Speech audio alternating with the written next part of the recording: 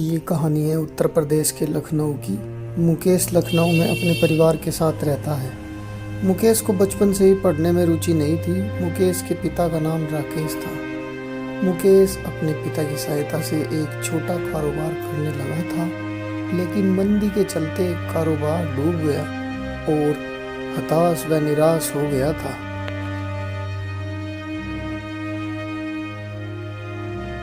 और बड़ी देर से वह प्लेटफार्म पर टहल रहा था। मुकेश के जहन में निराशा के बादल उमड़ घुमड़ कर रहे थे। जनवरी की सर्द हवा में उसे सिर्फ एक शर्ट पहने देख बेंच पर बैठे लोगों की निगाहें बार बार उसकी ओर चली जा रही थी, मगर मुकेश वह अपने में ही खोया हुआ था। मुकेश अचानक तेजी से चलता प्लेटफार्म के अंतिम छोर पर जा पहुंचा। उसने जेब में से एक डायरी निकाली और खोलकर उस पर लिखने लगा, पापा मुझे माफ़ कर दीजिएगा। आप मुझे समझाते रहे कि जीवन में सारे रास्ते बंद हो जाएं, मगर एक रास्ता सदैव खुला रहता है। भले ही वह हमें देरी से मिले, मगर पापा सच तो यह है कि लाखों का कारोबार डूब जाने के बाद अब मेरे पास सिर्फ एक ही रास्ता बचा है। मैं जा रहा हूँ आप सबको छोड़कर हमेशा के लिए। हो सके तो मुझे माफ़ कर दीजिएगा।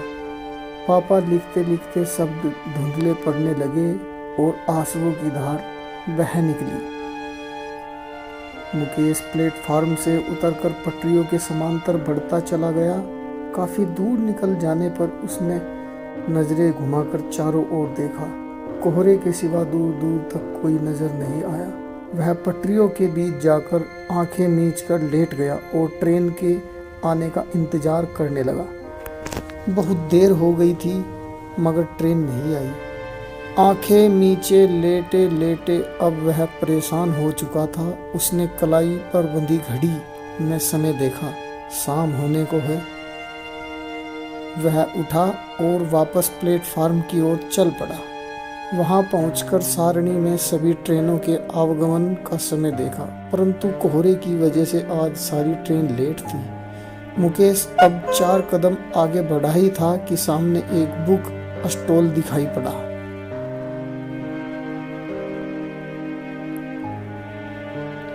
वहां जाकर वह किताबें उलट पुलट करने लगा। एक किताब खोली और पन्ने पर छपे काले अक्षरों पर अपनी नजरें गाड़ने की कोशिश करने लगा।